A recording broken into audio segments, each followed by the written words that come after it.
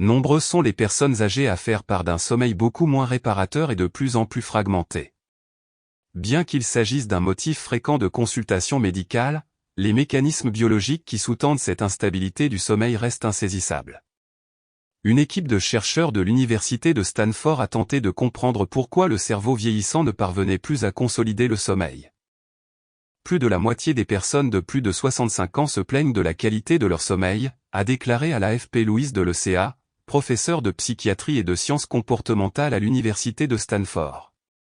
Grâce à une étude menée sur des souris, le professeur et ses collègues ont découvert que certains circuits neuronaux chargés de réguler les phases d'éveil et de somnolence se dégradent avec le temps.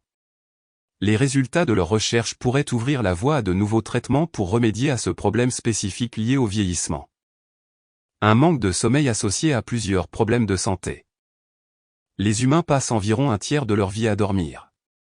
Le sommeil est l'un des piliers de la santé, car il contribue à de nombreuses fonctions biologiques, à commencer par la récupération physique et psychique de l'organisme. Un bon sommeil est indispensable à l'apprentissage, la concentration et la mémorisation. A contrario, un manque de sommeil est associé à plusieurs troubles mentaux et autres problèmes de santé, irritabilité, dépression, prise de poids, hypertension, diabète, accumulation de plaques amyloïdes pouvant conduire à la maladie d'Alzheimer, etc. Malheureusement, la qualité et la quantité du sommeil diminuent à mesure que l'âge avance. Actuellement, les insomnies sévères sont le plus souvent traitées avec du zolpidem, un puissant hypnotique à action rapide.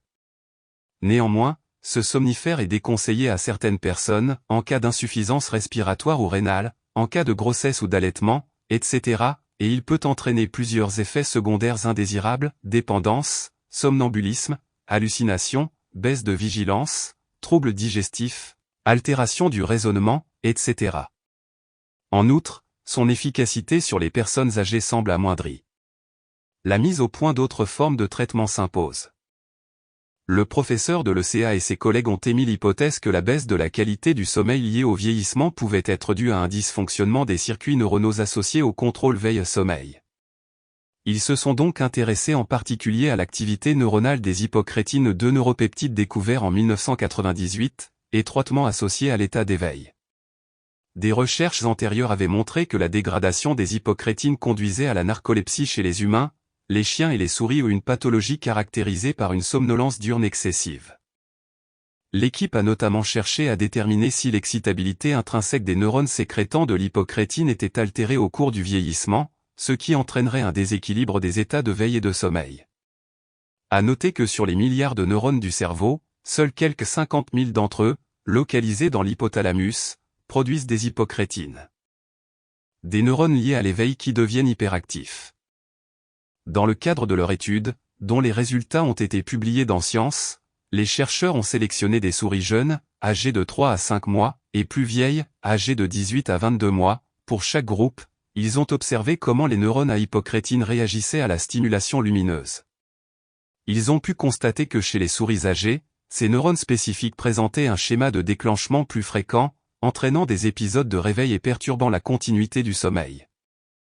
Les souris âgées affichaient en outre une perte significative de neurones à hypocrétine, atteignant 38% par rapport aux jeunes souris. Les neurones restants s'avéraient plus excitables et se déclenchaient facilement, ce qui rendait les animaux plus enclins à se réveiller. Avec l'âge, les neurones associés à l'état de veille ont donc tendance à être plus actifs, ce qui explique les réveils fréquents au cours de la nuit.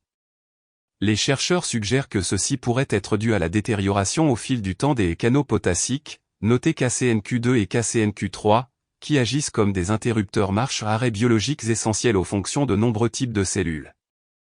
Les neurones à hypocrétine âgés ont été caractérisés par une déficience fonctionnelle du courant M repolarisant médié par les canaux KCNQ2/3 et une perte anatomique de KCNQ2, précisent les chercheurs.